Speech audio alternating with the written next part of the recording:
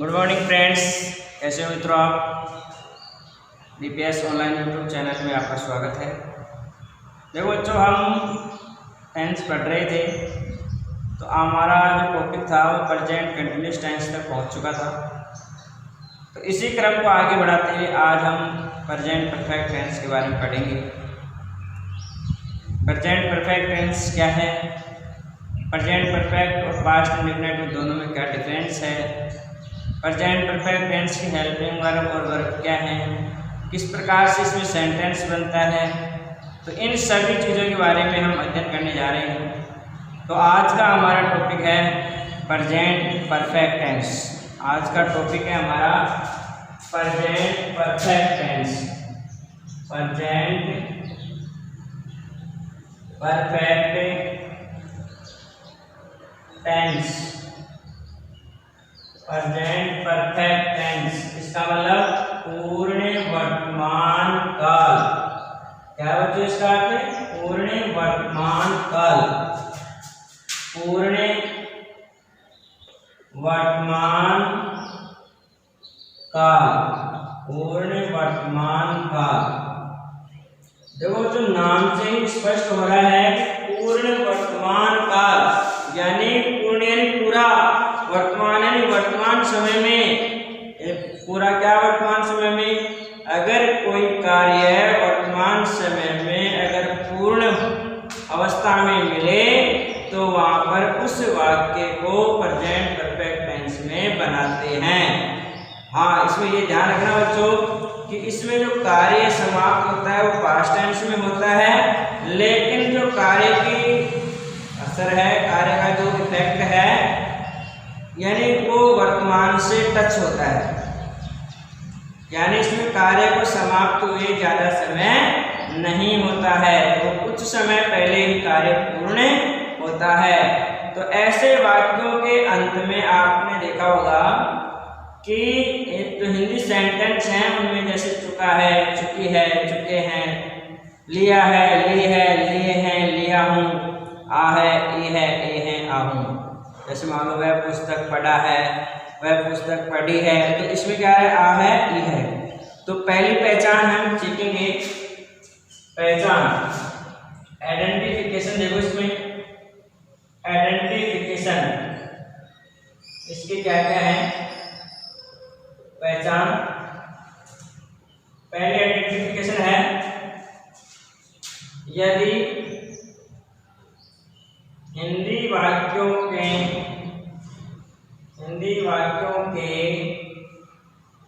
अंत में, हिंदी वाक्य के अंत में चुका है, चुकी है, चुके हैं, चुका है, चुकी है, चुके हैं, चुकी हूँ,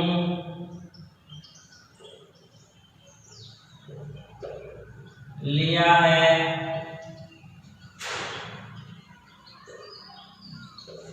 ली है, लिए हैं,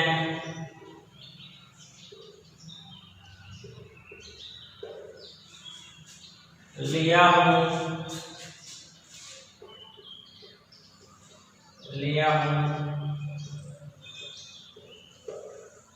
आ है, ई है, ए है,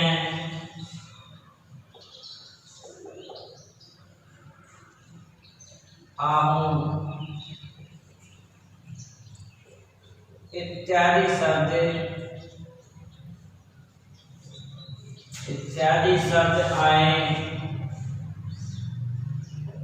इत्यादि शब्द आए तो वह सेंटेंस, तो वह सेंटेंस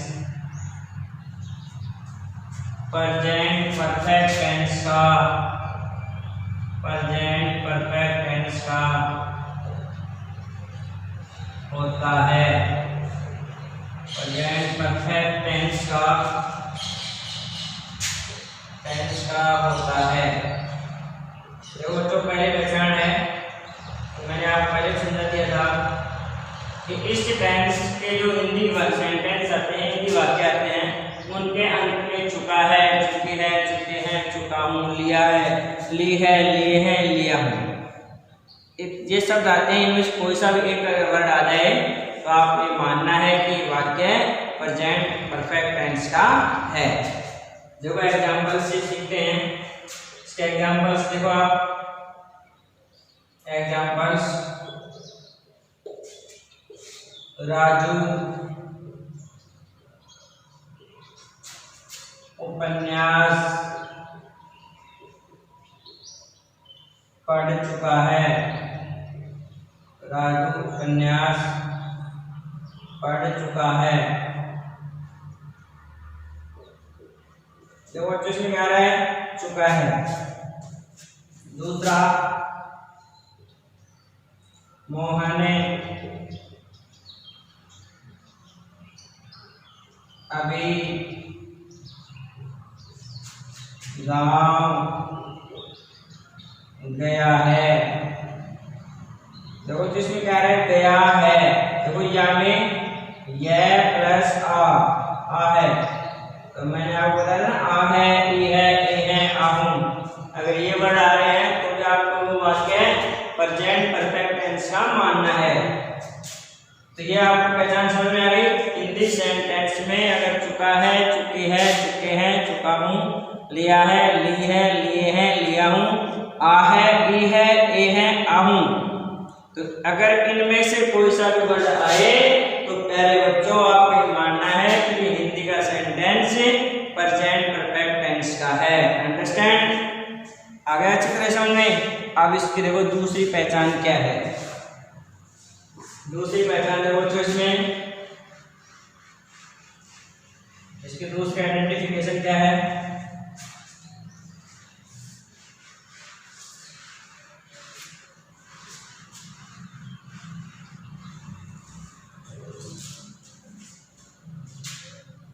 दूसरी पहचान, यदि कोई कार्य,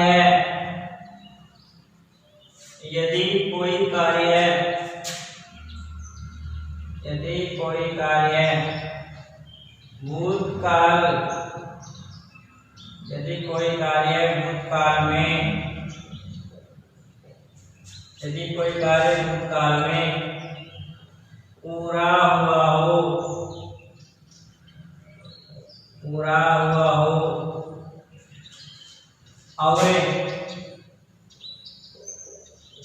और उसका असर, और उसका असर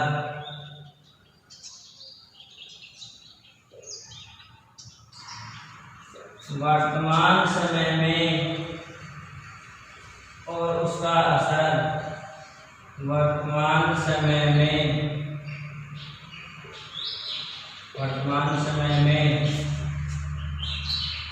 दिखाई दे रहा हो, वर्तमान समय में दिखाई दे रहा हो, दिखाई दे रहा हो, तो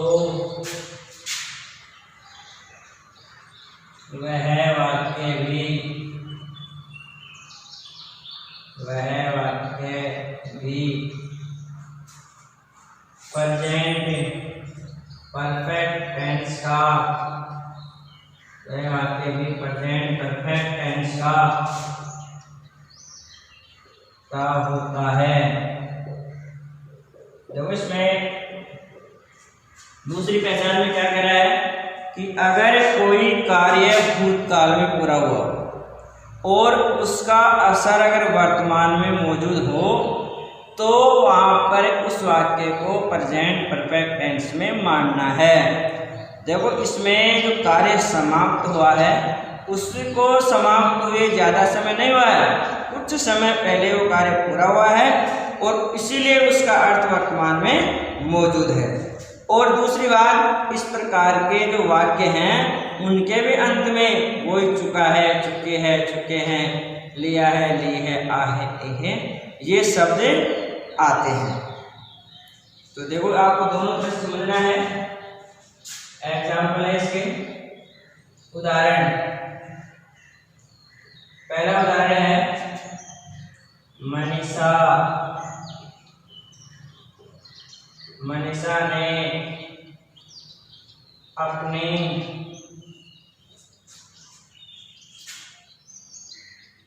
अंगुली काट ली है। देखो बच्चों, इस वाक्य में है भाई मनीषा ने अपनी अंगुली काट ली है। ये वो चला करके नहीं काटी है, ये हालांकि उसकी अंगुली कट गई। तो अंगुली जो कटी है उसका अर्थ वर्तमान में मौजूद है। उसका अर्थ क्या है? वर्तमान में मौजूद है। इसीलिए इस वाक्य को आपको क्या करना है बेटा? प्रेजेंट परफेक्ट टेंस का मानना है। दूसरी बात, इस वाक्य के अंत में क्या आ रहा है बच्चों? ई है। इस वाक्य के अंत में क्या आ रहा है? ई है। तो वही बात है, अगर आ है, ई है, ए है और कार्य इसमें भूतकाल में पूरा हुआ है लेकिन असर वर्तमान में दिखाई दे रहा है। दूसरा है हमने अभी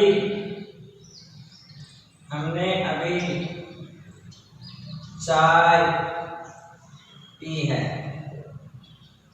देखो हमने अभी चाय पी है, यानी चाय हमने कब पी? भूतकाल में। लेकिन जो चाय का जो स्वाद है वो अभी भी जीवा के ऊपर मौजूद है, इसलिए कार्य भूतकाल में हुआ और असर वर्तमान में है। तो यहाँ पे आपको सेंटेंस कौन से टेंस में करना है बेटा? प्रेजेंट परफेक्ट टेंस में करना है। अगर यहाँ पे मान लो ये है नहीं है, केवल यही सेंटेंस है हमने अभी चाय पी, तो फिर ये वाक्य किसका होता है बेटा? ये प्रेजेंट परफेक्ट का नहीं होता, ये वाक्य पास्ट इंडेफिनिट का होता। क्यों? क्योंकि जो प्रेजेंट परफेक्ट के वाक्य हैं उनके अंत में है जरूर आता है और इसमें है नहीं। इसमें केवल लास्ट में क्या है? ई। तो अगर अंत में आ है, ई है, ए है, आए, तो आपको वाक्य पास्ट इंडेफिनिट में मानना है। और अगर आ है, ई है, ए है, आए, तो आपको वह सेंटेंस प्रेजेंट परफेक्ट टेंस में मानना है। अंडरस्टैंड? दोनों में डिफरेंस समझ आ गया? तो अब इस स्थिति में ये वाक्य कौन सा टेंस हो गया? पास्ट इंडेफिनिट का। और अगर मैं इसमें है वो जोड़ दूं, अब ये वाक्य हो गया कौन से टेंस का? प्रेजेंट परफेक्ट टेंस का। तो ये दूसरी पहचान आपको समझ में आ गई चित्र से। अब देखो तीसरी पहचान, इंग्लिश की पहचान पढ़ेंगे। ये तो थी हिंदी वाक्य की। अब इंग्लिश की पहचान क्या है?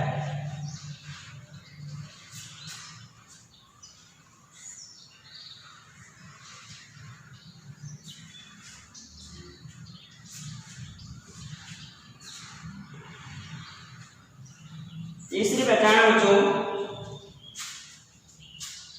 नंबर 3, यदि इंग्लिश सेंटेंस में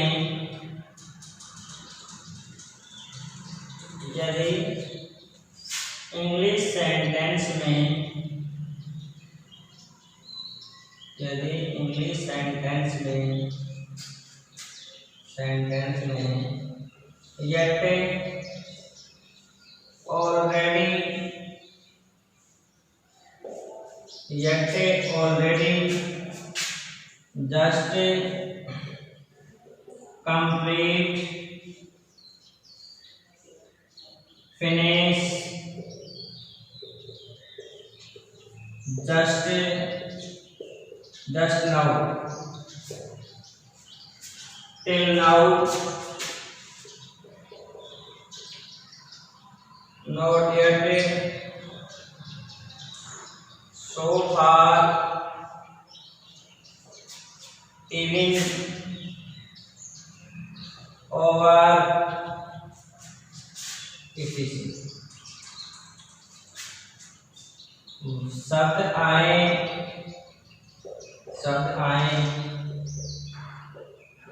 तो वह सेंटेंस प्रेजेंट परफेक्ट टेंस का, प्रेजेंट परफेक्ट टेंस का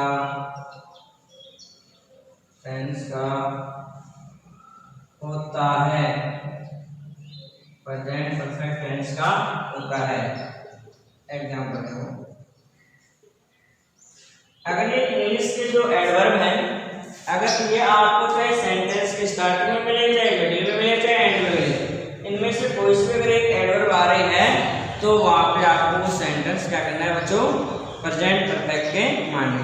इसमें कई बार जस्ट नाउ शब्द है, इसको थोड़ा गौर करना कि जस्ट नाउ वर्ड है वो पास्ट इंडेफिनिट में भी आता है और प्रेजेंट परफेक्ट में भी आता है, लेकिन ये 80% पास्ट इंडेफिनिट में आता है और बिल्कुल 20% ऐसी स्थिति होती है कि ये प्रेजेंट परफेक्ट में है। अंडरस्टैंड?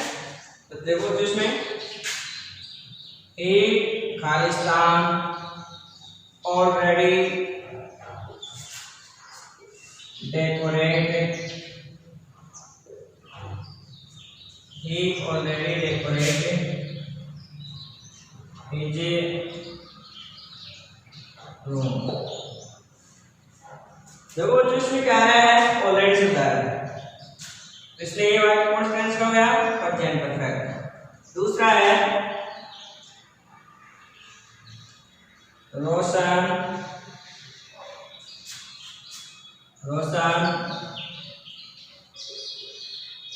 Finish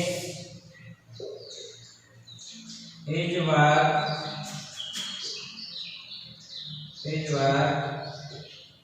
just before। देखो तो इसमें आ रहा है जस्ट बिफोर, तो इसमें जस्ट बिफोर ले लेना आप, इसमें जस्ट बिफोर आ रहा है इसलिए ये वाक्य किसका हो गया, प्रेजेंट परफेक्ट टेंस का। अब ये है इंग्लिश की पहचान। अब जब आइडेंटिफिकेशन के बारे में चर्चा कर ली, अब दूसरा है टॉपिक हेल्पिंग वर्ब। अब हेल्पिंग वर्ब इसकी क्या है, इनके बारे में हम अध्ययन करेंगे। जब मतलब इस टेंस में अगर सब्जेक्ट सिंगुलर हो, ही शी इट और एक नाम हो तो वहां पे हेल्पिंग वर्ब है जाती है, और अगर सब्जेक्ट प्लूरल हो, आई वी यू दे, दो या दो से अधिक नेम हो तो वहां पे हेल्पिंग वर्ब आपको हैव लगानी है। क्या लगानी है, हैव। तो इसमें पहला है सिंगुलर सब्जेक्ट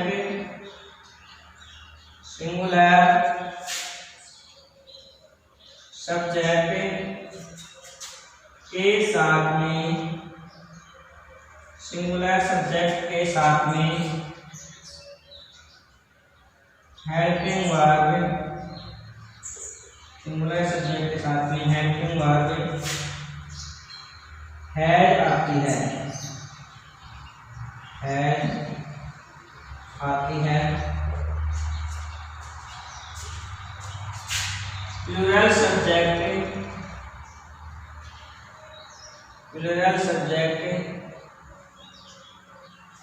के साथ, प्लूरल सब्जेक्ट के साथ हेल्पिंग वर्ब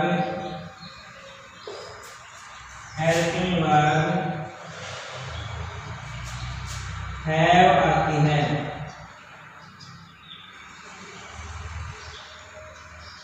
हैव आती है। और सिंगुलर के साथ में हैव लगानी है और प्लूरल के साथ में आपको हेल्पिंग वर्ब हैव लगानी है। अब नंबर 3, इसकी वर्ब क्या है, वर्ब की कौन सी फॉर्म आएगी। देखो बच्चों, मैंने आपको पहले बता दिया था कि टोटल 12 टेंस होते हैं, इनमें 6 टेंस ऐसे हैं जिनमें कंटिन्यूस होता है, तो वहां पे आपको फर्स्ट फॉर्म के साथ में आईएनजी लगाना है, और 3 ऐसे हैं जिनमें perfect, present perfect, past perfect और फ्यूचर परफेक्ट। इनमें आपको क्या करना है, हमेशा वर्ब की थर्ड फॉर्म लगानी है। क्या लगानी है बेटा, वर्ब की थर्ड फॉर्म। तो नंबर 3 है वर्ब। वर्ब कौन सी आएगी, इस टेंस में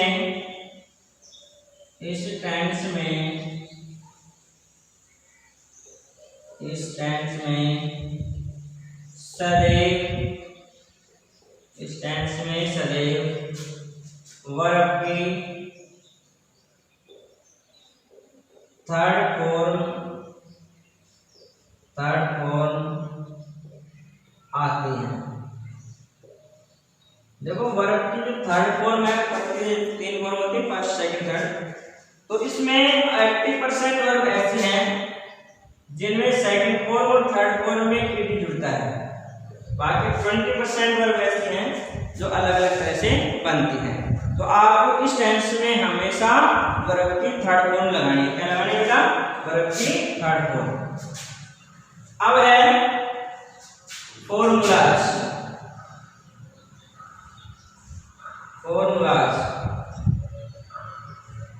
वाक्य कैसे बनते हैं? पहला वाक्य है अफर्मेटिव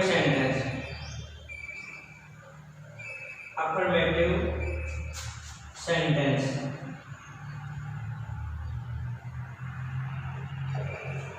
सकारात्मक वाक्य कैसे बनता है? सकारात्मक वाक्य में वो सबसे पहले सब्जेक्ट के बाद में हेल्पिंग वर्ब, अकॉर्डिंग सब्जेक्ट आपको है या लगानी है। फिर उसके बाद में वर्ब की थर्ड फॉर्म, फिर ऑब्जेक्ट के बाद में अदर वर्ड, और फिर लास्ट में फुल स्टॉप। जब उसमें एग्जाम्पल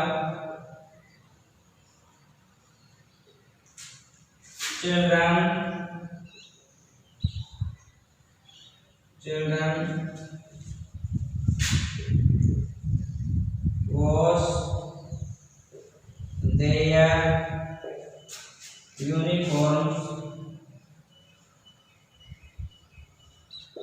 uniforms for school। देखो बच्चों इसमें और स्कूल यानी बच्चे विद्यालय जाने के लिए अपनी पोशाकें धो चुके हैं। इसमें धो चुके हैं, तो इसमें एडवर्ब नहीं आ रहे, लेकिन इस सेंटेंस में आप अर्थ निकालोगे तो फिर क्या आ जाएगा? चुके हैं। तो ये वाक्य प्रेजेंट परफेक्ट है। इसलिए आपको ये बात ध्यान में रखनी है कि कई बार एडवर्ब नहीं आती हैं, लेकिन हमें उनका अर्थ निकाल करके डिसाइड करना है कि वाक्य कौन से टेंस का है। तो इसमें है ये वाक्य सकारात्मक वाक्य है, इसमें नोट नहीं आया, कुछ समझ नहीं है। चिल्ड्रन क्या बच्चों? इसमें प्लूरल है, बहुत है, इसलिए यहाँ पे हेल्पिंग वर्ब क्या आएगी? हैव, हेल्पिंग वर्ब हैव, और वर्ब की थर्ड फॉर्म वाश की थर्ड फॉर्म क्या होगी? वॉश्ड। स्टेज खाली स्थान में क्या आएगा? बैलेंस में हैव वॉश्ड। दूसरा आएगा नेगेटिव सेंटेंस। नेगेटिव का शब्द क्या है? इसमें हेल्पिंग वर्ब के बाद में नोट और जुड़ जाता है। इसमें हो जाएगा subject has have plus not, verb की third form, object, other word और फुल स्टॉप। ये है। देखो इसमें एग्जाम्पल दूं,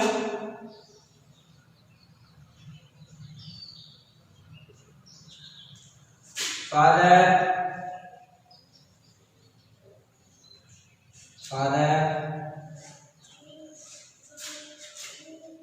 not go on duty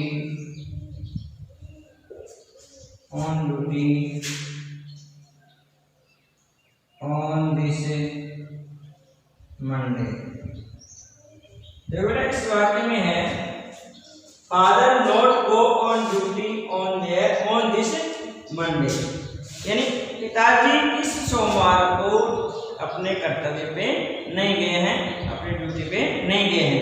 तो इसमें अर्थ क्या है? नहीं गए हैं। ये है आगे ना, ये है, इसका मतलब आ है, ए है, ए है। ये वाक्य कौन से टेंस का हो गया बेटा? प्रेजेंट परफेक्ट टेंस का है, और ये वाक्य नेगेटिव सेंटेंस है।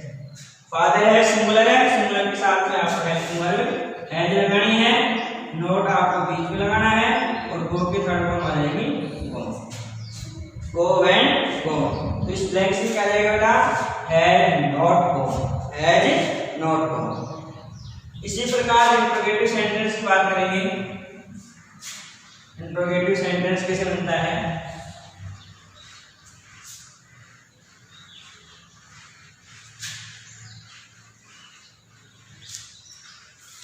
Interrogative sentence,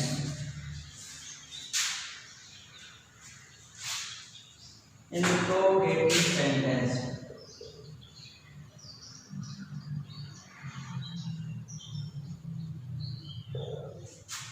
interrogative sentence. इसका पहला सूत्र है एज हैव, उसके बाद में सब्जेक्ट, फिर वर्ब की third form, object, other word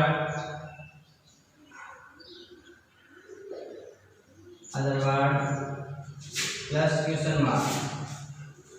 इसमें है example,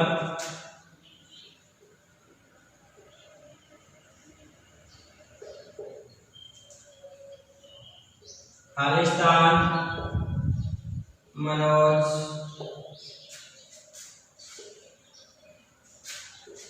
finish his work.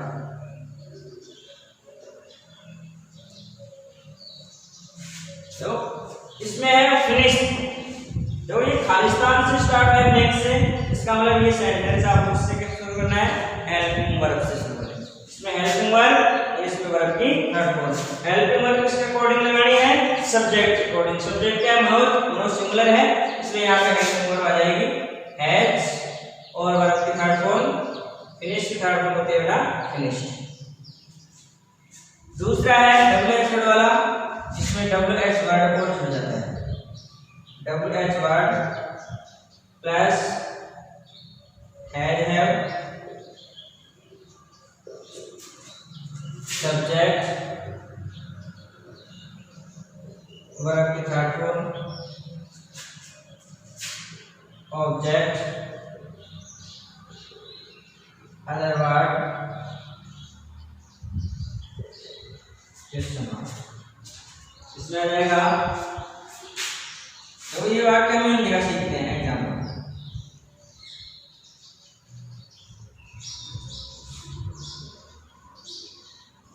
Mohan